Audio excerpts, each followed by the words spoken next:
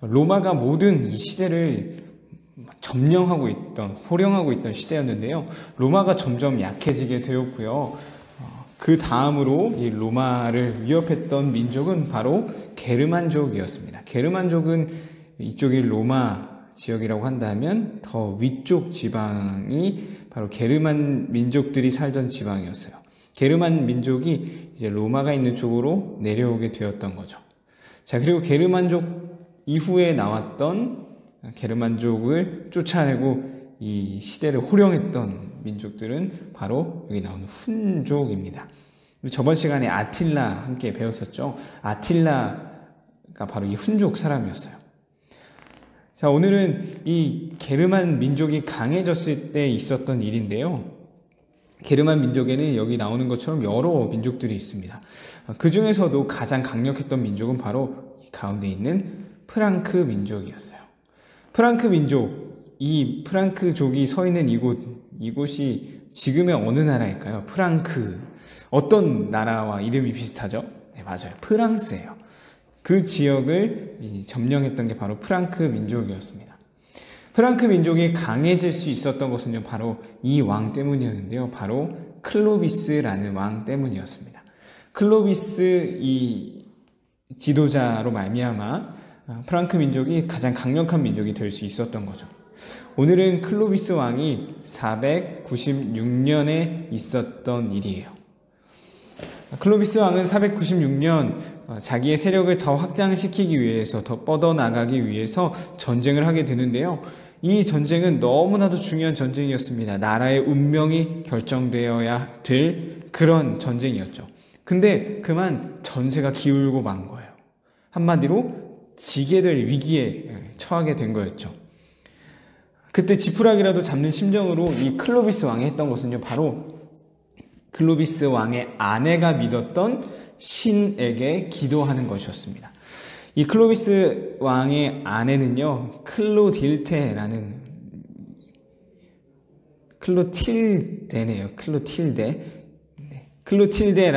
여왕이었는데요.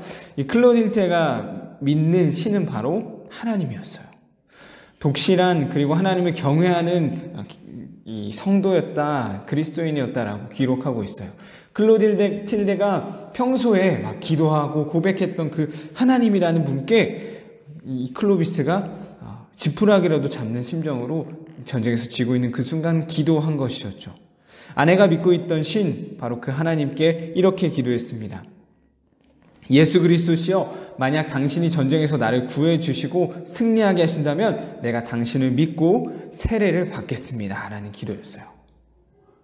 자, 그 순간, 그 기도를 하는 그 순간 기적이 일어났습니다. 병사들이 막 힘을 얻게 되었고요. 그 전쟁에서 결국 승리하게 되었다라는 거예요.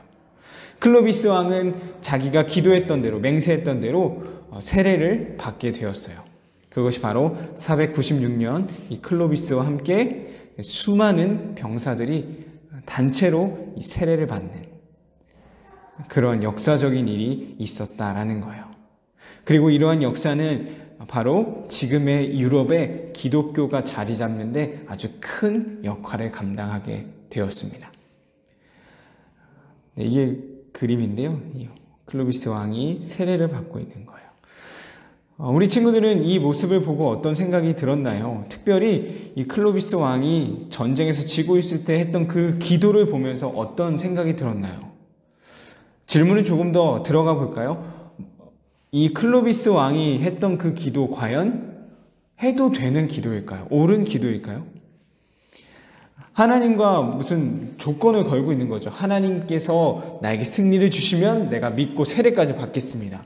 무슨 하나님과 거래하는 것도 아니고요. 이런 기도를 과연 해도 되는 걸까요? 분명 클로비스 이 왕이 했던 기도의 모습은요, 성경에서도 나오는 모습이기도 해요.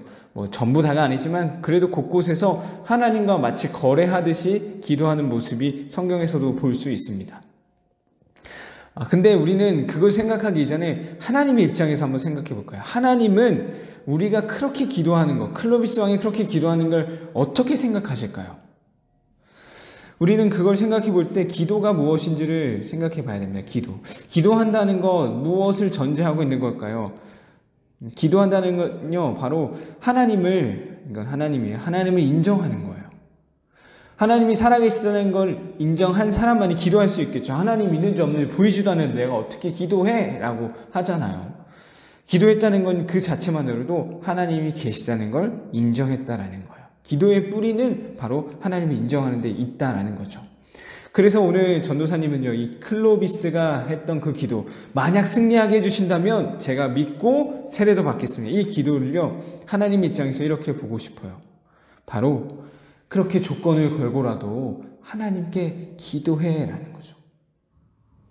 하나님의 입장에서 본다면 그런 조건을 걸든 걸지 않든 상관없으니까 제발 나를 인정하고 나에게로 나아오렴, 이런 메시지가 담겨 있지 않을까요? 그것이 바로 성경에서 말하고 있는 이 기도, 하나님이 인정하는 모습인 것입니다.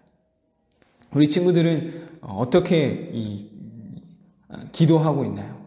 대부분 우리는 이 소원을 성취하는데 내가 원하는 걸 하나님께 아뢰고 있죠. 근데 그건 절대 나쁜 기도가 아니에요. 그렇게 기도한다는 것 자체가 하나님을 인정하는 것이기 때문입니다. 그런 기도라도 좋으니 하나님은 우리가 하나님께로 한 걸음 더 나아오길 원하신다라는 그 하나님의 마음을 기억할 수 있길 원합니다.